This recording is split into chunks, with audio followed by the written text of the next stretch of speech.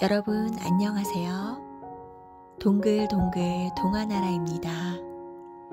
오늘도 동화 들으시면서 편안한 시간 되시기 바랍니다. 바리대기. 옛날에 임금님이 왕비를 맞아들이려고 하자 점쟁이가 그랬어요. 내년에 결혼하세요. 올해 결혼하시면 공주만 7을 낳게 됩니다. 허허, 나는 하루가 열흘 같은데 1년을 기다리라니. 임금님은 코웃음을 치면서 점쟁이의 말을 듣지 않고 그 해에 장가를 들었지요. 왕비님이 첫 딸을 낳았을 때 임금님은 기뻐했어요. 공주를 낳았으니 왕자도 낳겠지. 왕비님은 자꾸자꾸 아이를 낳았지요. 둘째도 공주를 낳고, 셋째도 공주를 낳고, 넷째도 공주, 다섯째도 공주, 여섯째도 공주를 낳았어요. 마침내 7째 공주가 태어나자 임금님은 그만 화가 머리끝까지 났어요. 저 아이를 당장 강물에다 던져버려라. 왕비님은 눈물을 흘리며 바구니에 갓난아기를 담고 바리대기 공주라고 적은 쪽지도 넣어두었지요.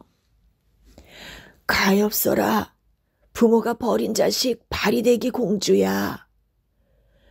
울고 있는 왕비님을 남겨두고 신하는 바구니를 들고 나갔어요. 그런데 이게 어쩐 일일까요? 바구니를 물에 던지니까 은빛 물고기들이 몰려와 밀어내고 다시 던지니까 금빛 거북이 등에 지고 나오는 거예요. 결국 하얀 학이 날아와 바구니를 몰고서 먼 하늘로 사라졌지요. 학은 강 건너 아득히 먼 곳에 살고 있는 마음씨 착한 할아버지 할머니에게 바구니를 물어다 주었지요. 할아버지와 할머니는 바리대기를 정성껏 키웠어요.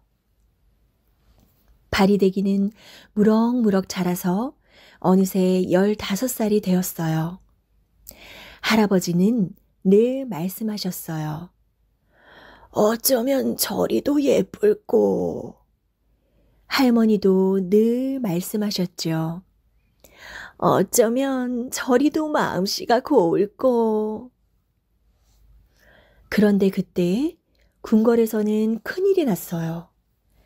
임금님과 왕비님이 이름 모를 병에 걸려 시름시름 앓게 된 거죠.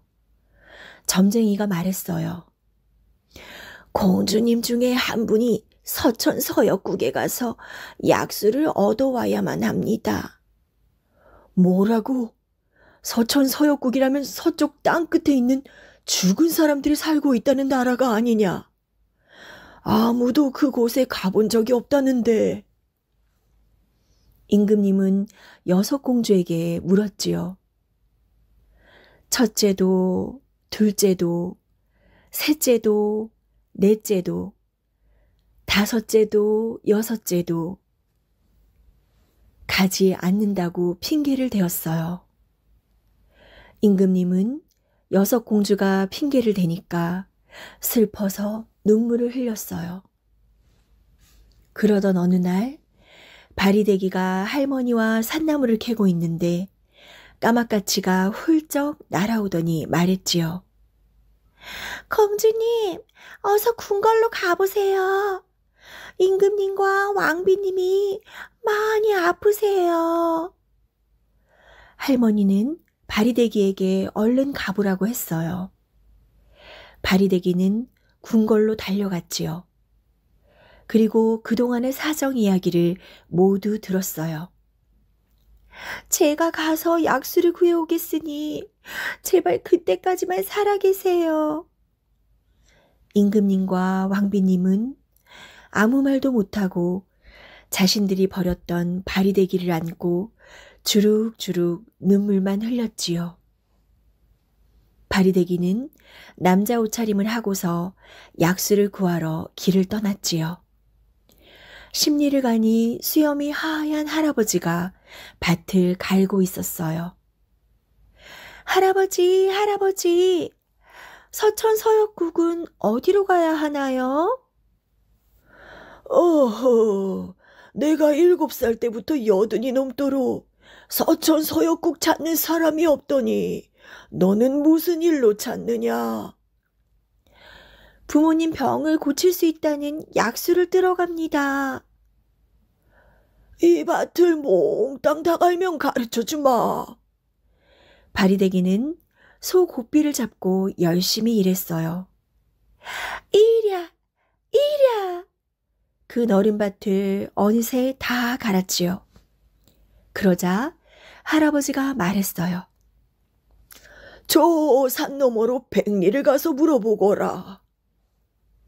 산을 넘어 백리를 가니 머리가 허연 할머니가 숯을 씻고 있었어요. 할머니, 할머니, 서천서역국은 어디로 가나요?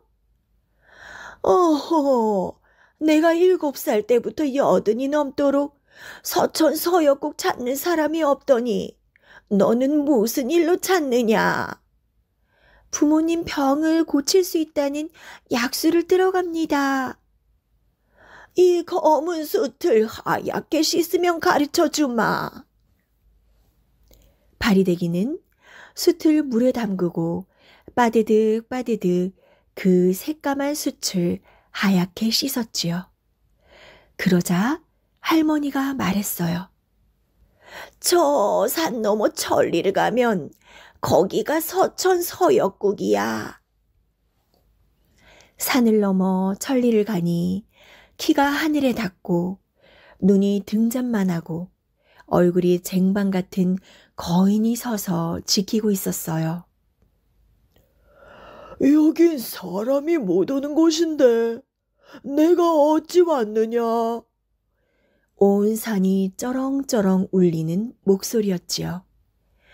부모님 병을 고칠 약수를 뜨러 왔습니다. 그럼 3년 동안 물을 깃고 3년 동안 불을 떼고 또 3년 동안 나랑 같이 살아야 하는데 내가 할 수 있겠느냐?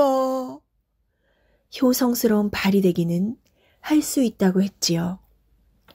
바리대기가 그렇게 9회를 보내고 나니 거인은 약속한 대로 약수를 떠주었어요.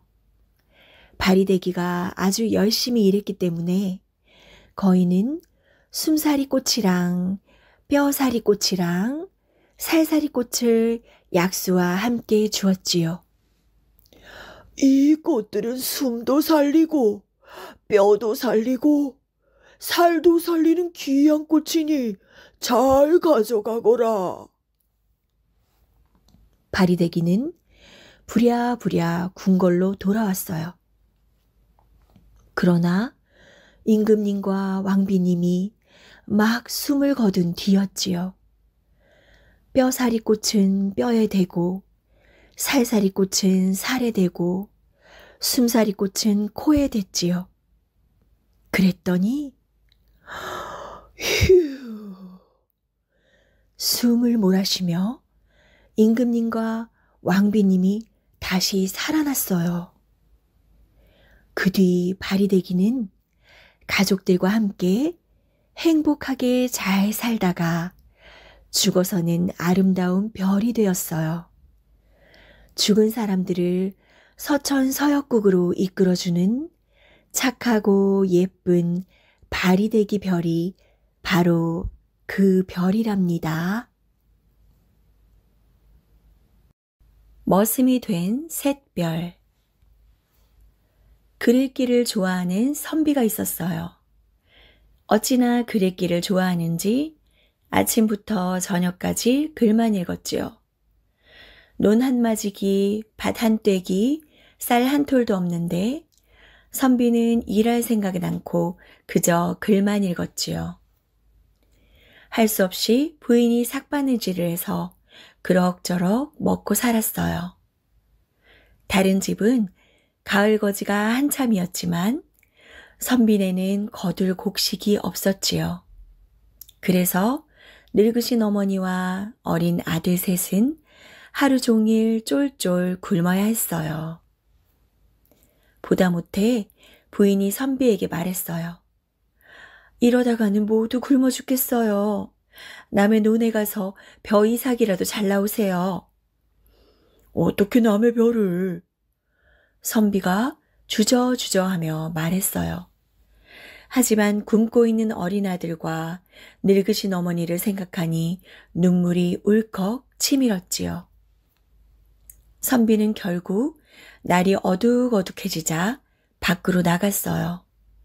선비는 논두렁에서 한참을 서성거렸지요. 날이 점점 깜깜해졌어요. 선비는 또 한참을 머뭇머뭇거렸어요. 그때 동쪽 하늘에서 별 하나가 유난히 밝게 빛나는 거예요. 벌써 새벽이 된 것이었죠. 샛별님, 샛별님, 이 별을 베어가려고 합니다. 그렇게 할까요, 말까요? 선비가 큰 소리로 물었지만 샛별은 반짝거리기만 했지. 남의 별을 베다니 안 되지. 선비가 샛별 대신 큰 소리로 대답했어요. 예, 저도 압니다. 선비가 다시 샛별을 보고 말했어요. 선비는 터덜터덜 집으로 돌아왔지요. 빈손으로 돌아온 선비에게 부인이 물었어요. 왜 빈손으로 오세요? 남의 것에는 손대지 말라고 하던걸. 누가요? 샛별이 그러더군. 그래서 결심했지. 칡뿌리를 삶아 먹을지언정 남의 것엔 손대지 않겠다고 선비는 칡뿌리를 캐러 산으로 올라갔어요. 그날부터 선비네는 칡뿌리를 삶아 먹었지요. 어린 아들 셋은 그래도 배가 고프다고 울었어요. 칡뿌리도 다 떨어졌어요. 부인이 말했어요. 그런데 그날 저녁에 누더기 옷을 입은 웬 더벅머리 총각이 찾아왔지요. 갈 곳 없는 떠돌이입니다. 머슴살이라도 시켜주십시오. 우린 농사 지을 땅도 없고 먹을 것도 없는 집이니 딴 집을 알아보게. 힘없는 목소리로 선비가 말했어요. 제가 도와드릴 테니 제발 머슴살이를 시켜주십시오. 더벅머리 총각이 거듭 사정을 하자 선비는 할 수 없이 고개를 끄덕였지요. 주인님, 일을 하셔야 합니다. 난 글만 읽는 선비라서 일하는 법을 모르네. 모르시면 배우셔야죠. 제가 가르쳐 드리겠습니다.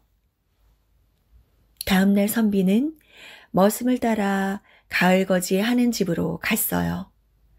썩อก썩อก별을 베고 탈탈탈탈 별을 털고 차곡차곡 볕단을 쌓았지요. 밤늦게까지 등이 휘도록 일을 했어요. 선비와 머슴은 품삯으로 벼 두어 대를 받았어요.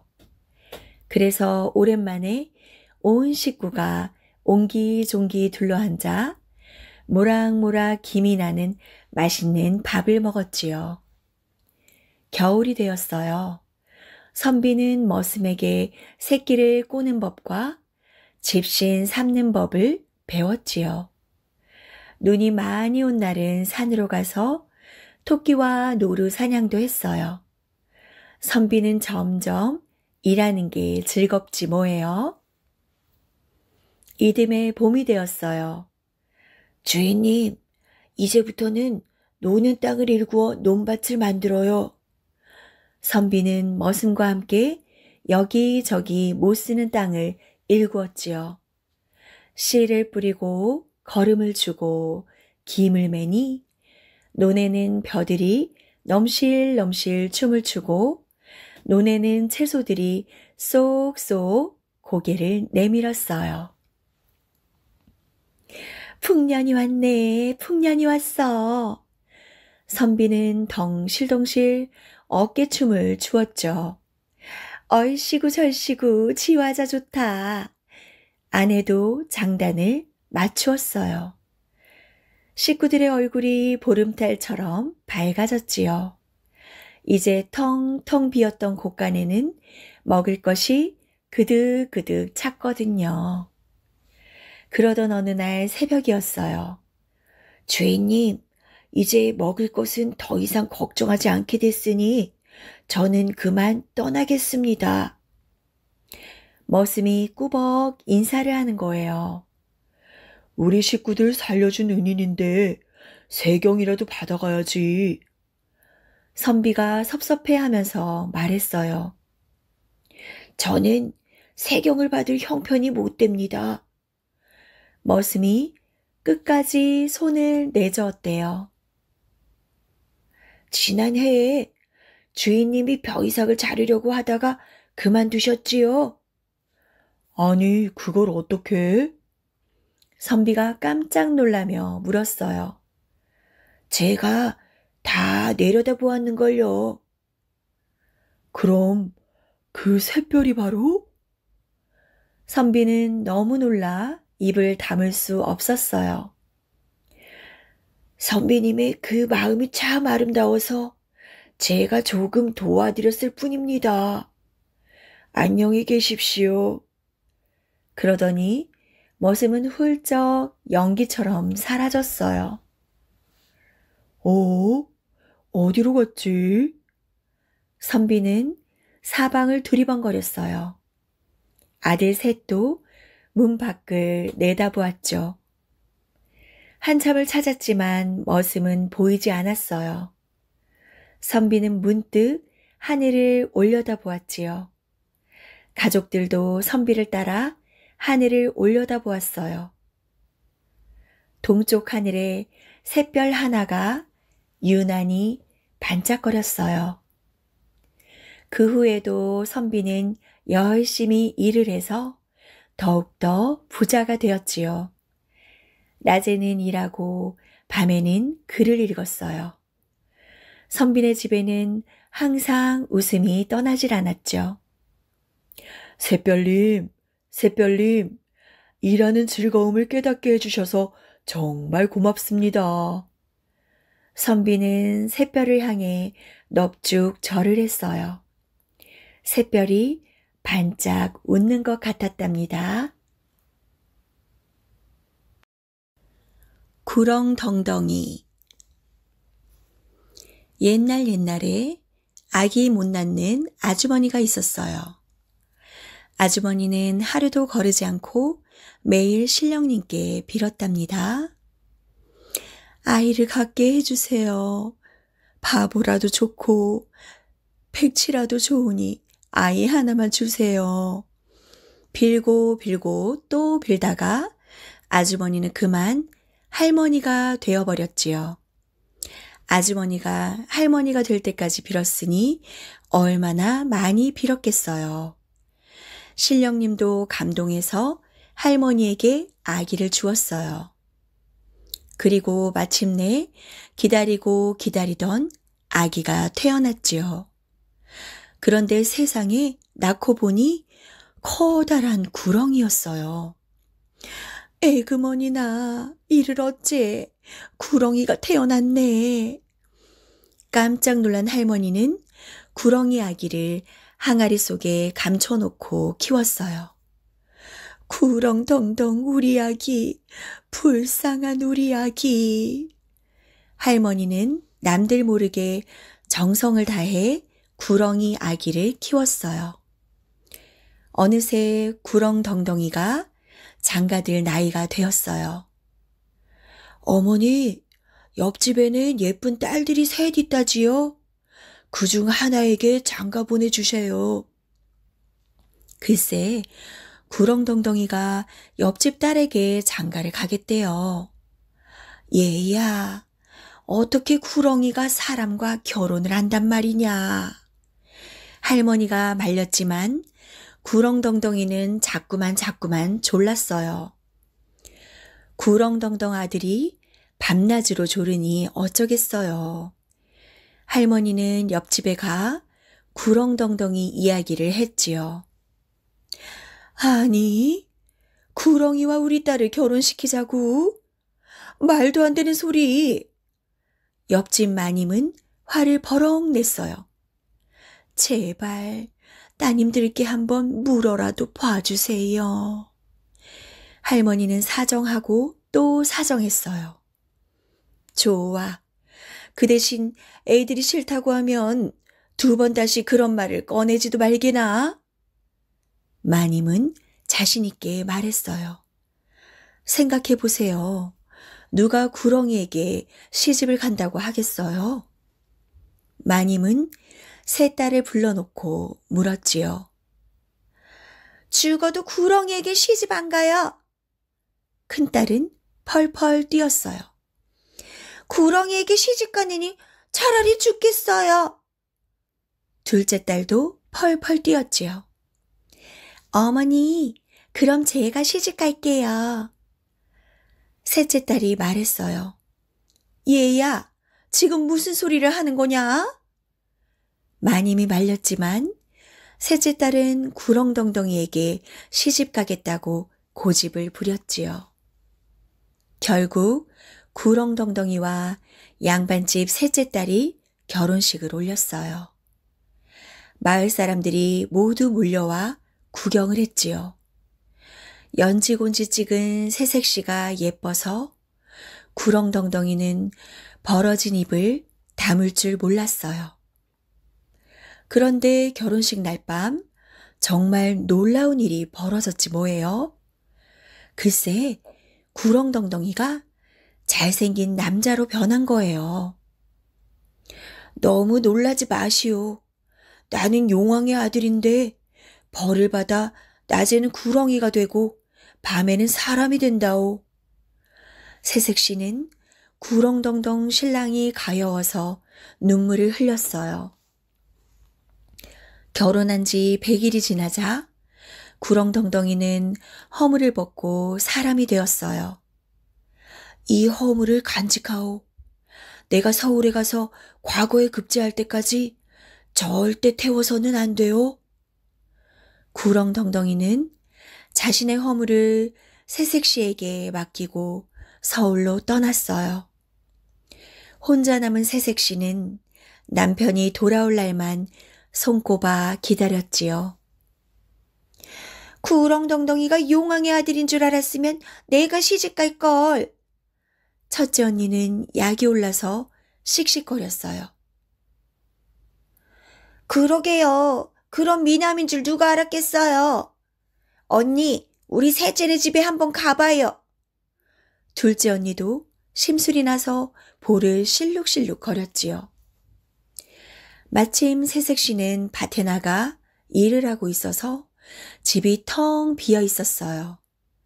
빈집에 들어가 이것저것 집안을 뒤지던 2 언니는 구렁덩덩이의 허물을 보았어요. 어머나 징그러워라. 언니, 우리 흉한 허물을 태워버려요. 허물을 태운 연기는 구렁덩덩이가 있는 서울로 두둥실 날아갔지요. 아, 사랑하는 우리 색시가 나와의 약속을 잊고 내 허물을 태웠구나.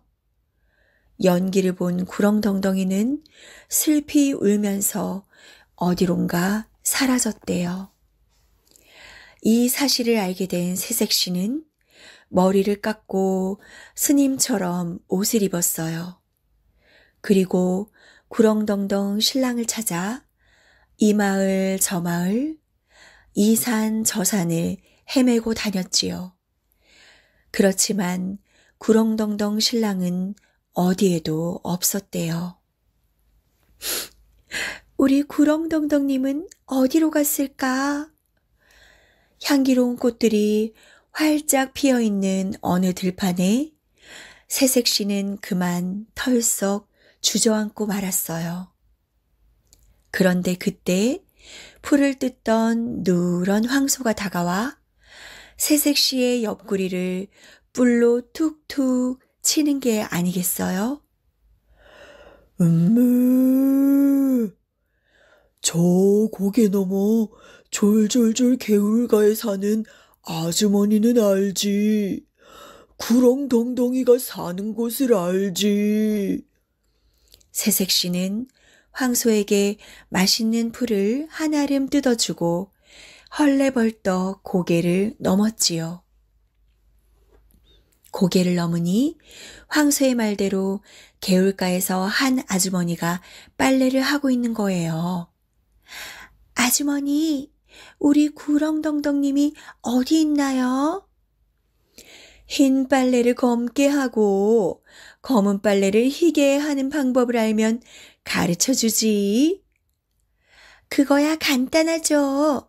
검은 빨래와 흰 빨래를 같이 빨면 되지요. 그러면 검은 빨래는 물이 빠져 희게 되고 흰 빨래는 그 검정물이 들어서 검어질 거예요. 아주머니는 고개를 끄덕끄덕 거렸어요.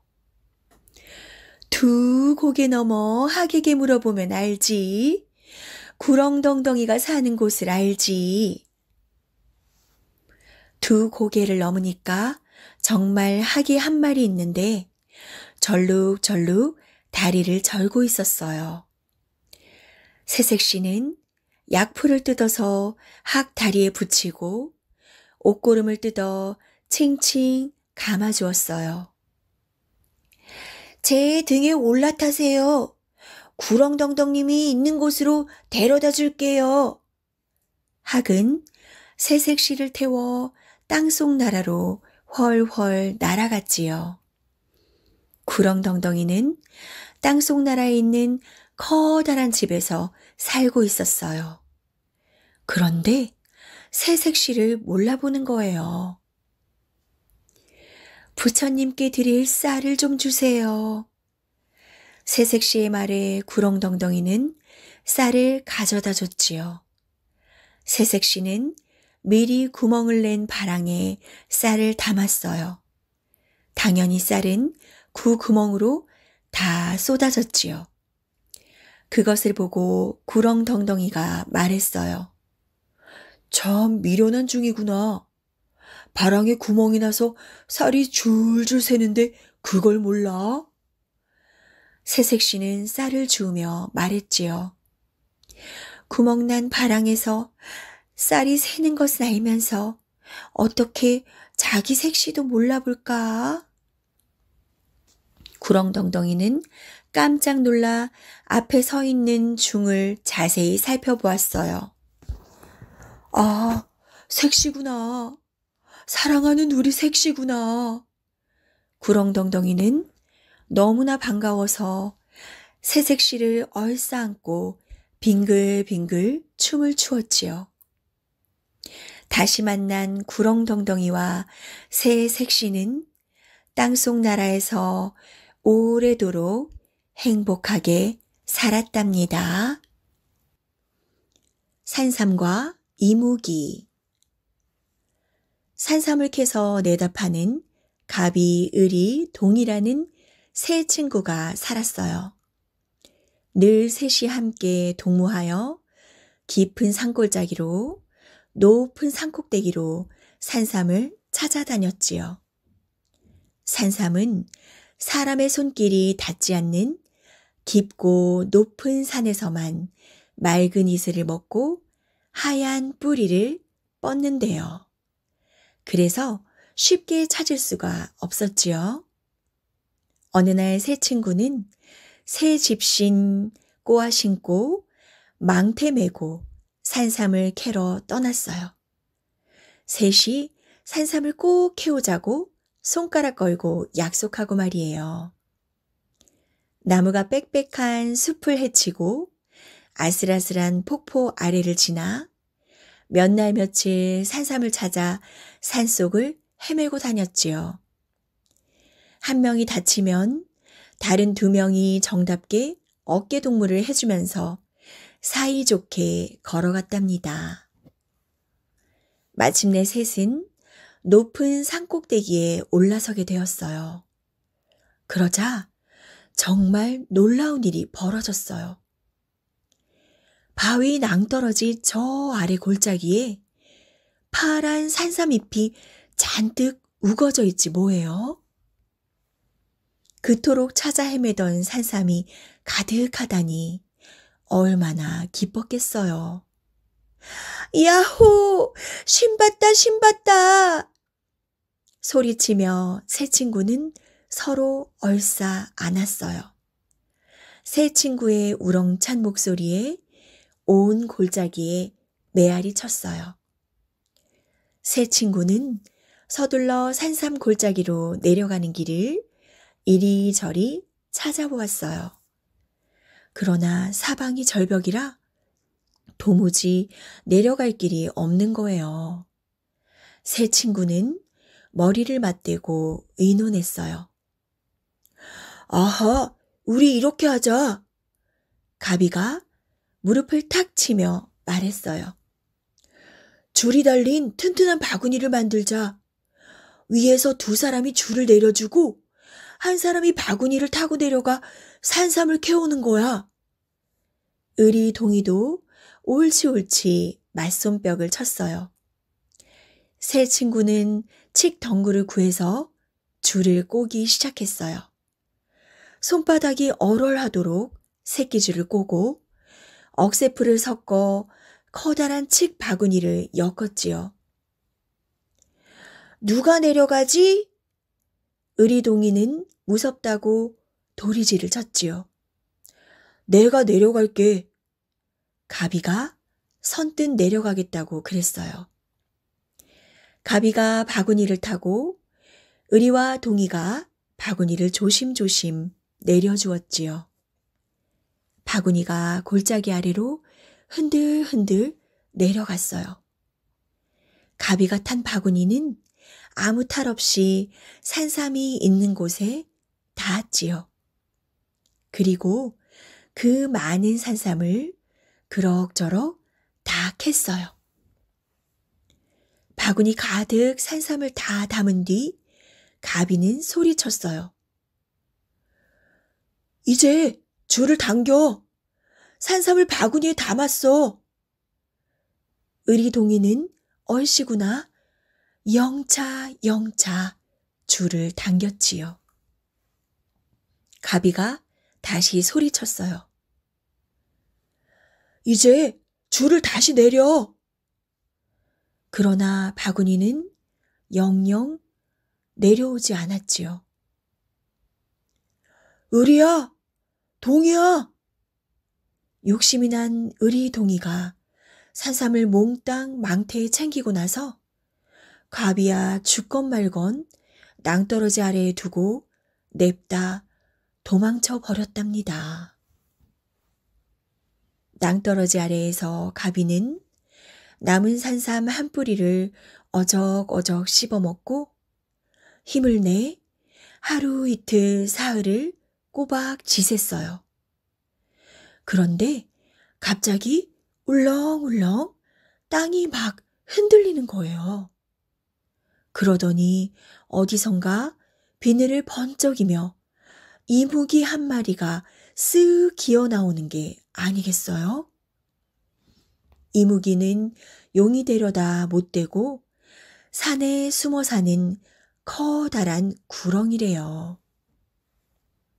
가비는 벌벌 떨렸지만 이왕 죽을 몸 차라리 저 이무기에게 한 입에 먹혀버리는 게 낫겠다 하고는 두 눈을 똑바로 뜨고 이무기를 쳐다보았어요.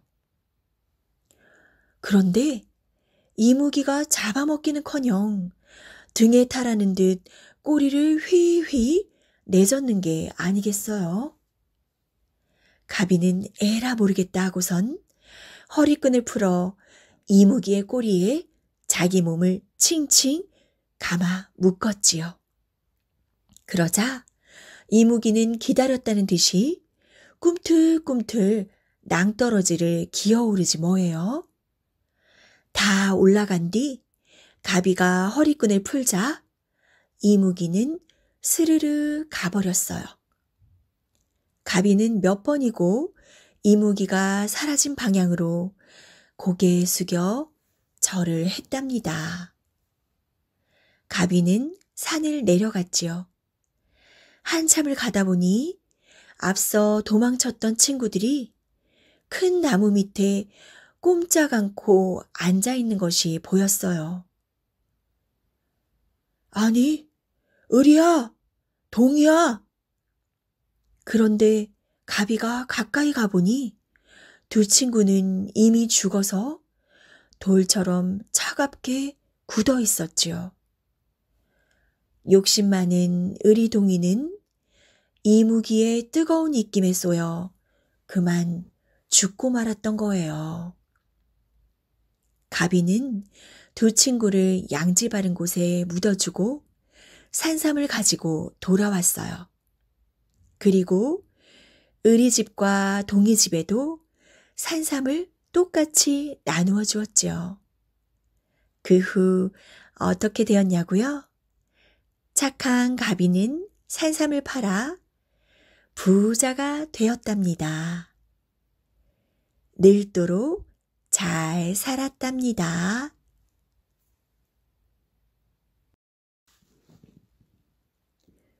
백일홍. 옛날 어느 바닷가에 착하고 부지런한 사람들이 사는 마을이 있었어요. 아침 해가 두둥실 떠오르면 사람들은 배를 타고 바다로 나갔어요. 그리고 싱싱한 물고기를 가득 잡아서 저녁별이 반짝일 때 돌아오곤 했지요. 그런데 어느 날 이 평화로운 마을에 커다란 걱정거리가 생겼어요. 바닷속에 살고 있던 머리가 셋이나 달린 무서운 괴물이 나타난 거예요. 예쁜 아가씨를 바치지 않으면 마을과 고기잡이 배들을 모두 부숴버릴 테다. 마을 사람들은 모두 무서워서 벌벌 떨었어요. 몇 날 며칠을 고민하다 사람들은 어쩔 수 없이 마을에서 제일 예쁘고 마음씨 고운 아가씨를 괴물에게 바치기로 했어요. 그날이 내일로 다가오자 아가씨가 가여워서 모두들 눈물을 흘렸죠. 그런데 그때 바다 저쪽에서 황금빛으로 반짝이는 배가 다가오는 거예요. 그 배에 누가 타고 있었냐고요? 아주 씩씩한 도련님이 타고 있었어요.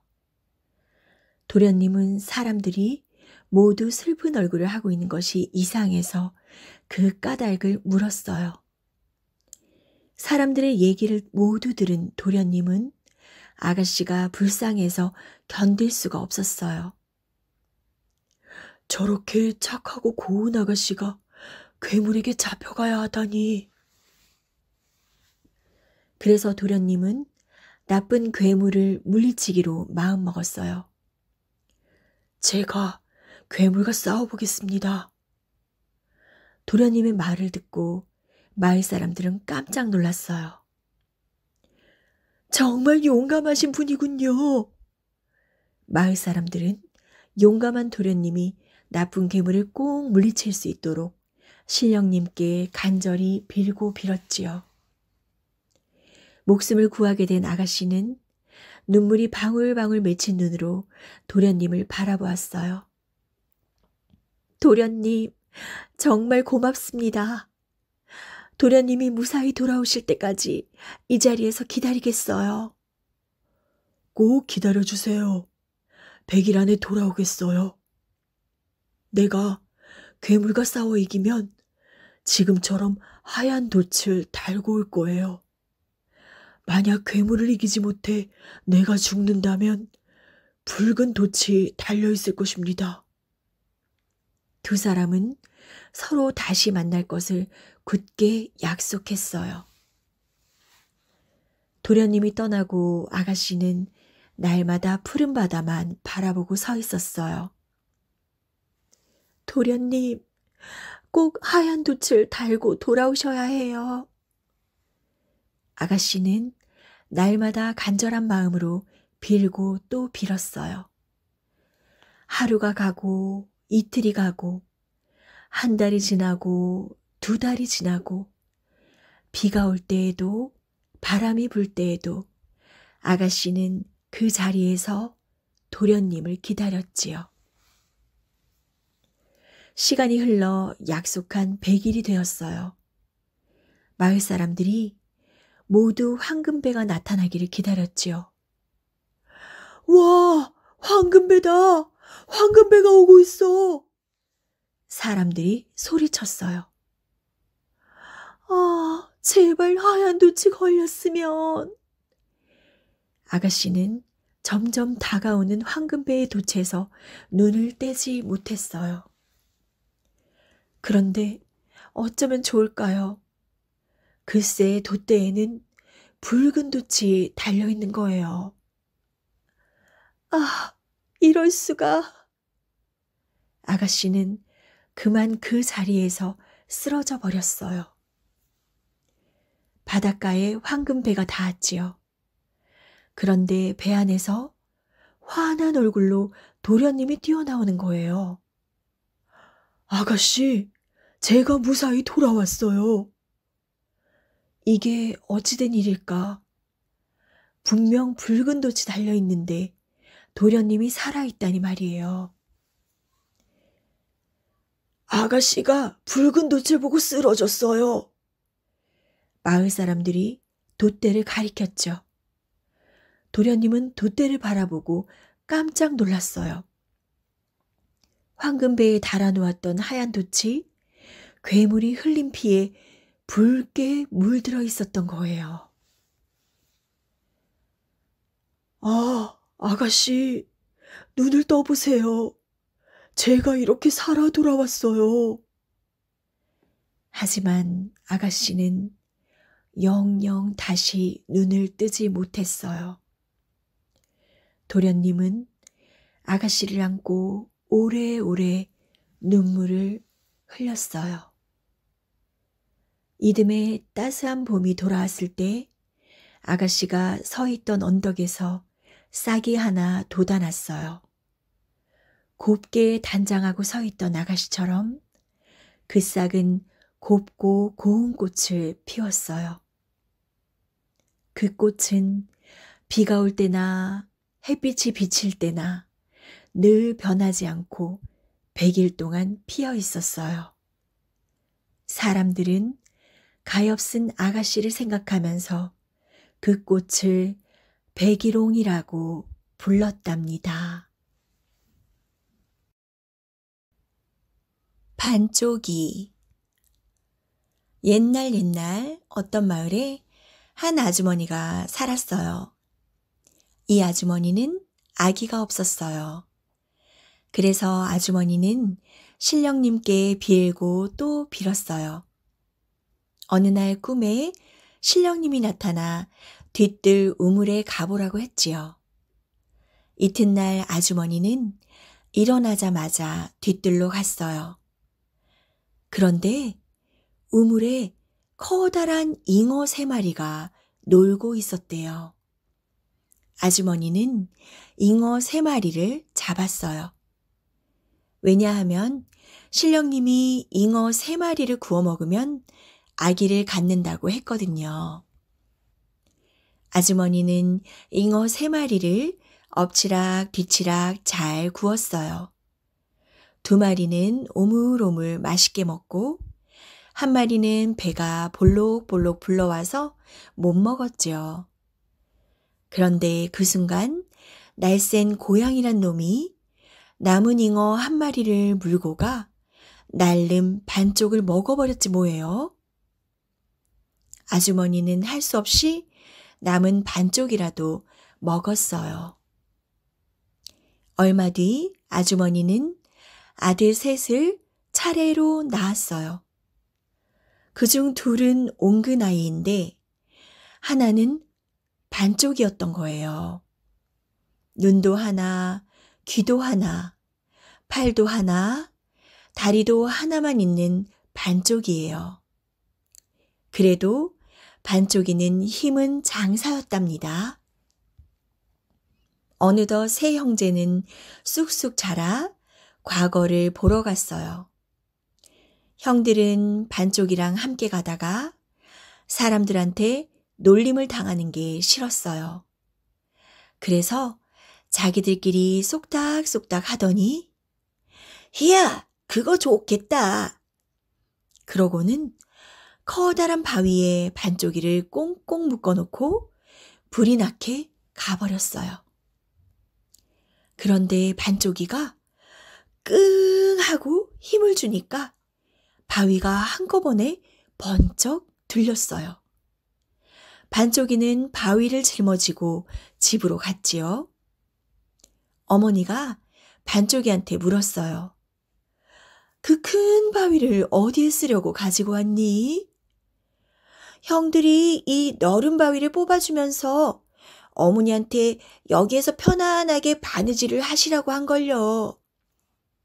그러더니 반쪽이는 형들 뒤를 쿵쿵 쫓아갔지요. 형들은 금세 뒤따라온 반쪽이를 보고 놀랐어요. 이상하다. 아까 분명히 묶었는데. 또 자기들끼리 수군수군 하더니 희야, 그게 좋겠네. 그러고는 커다란 나무에 반쪽이를 꽁꽁 묶고는 불이 나게 길을 떠났지요. 그런데 반쪽이가 끙 하고 힘을 주니까 나무가 뿌리채 쑥 뽑혔어요. 반쪽이는 나무를 짊어지고 집으로 갔어요. 어머니가 반쪽이한테 물었어요. 그 큰 나무를 어디에 쓰려고 가지고 왔니? 형들이 이 큰 나무를 뽑아주면서 어머니한테 이 나무 그늘에서 편안하게 쉬시라고 한걸요. 반쪽이는 지치지도 않고 형들 뒤를 또 쿵쿵 쫓아갔지요.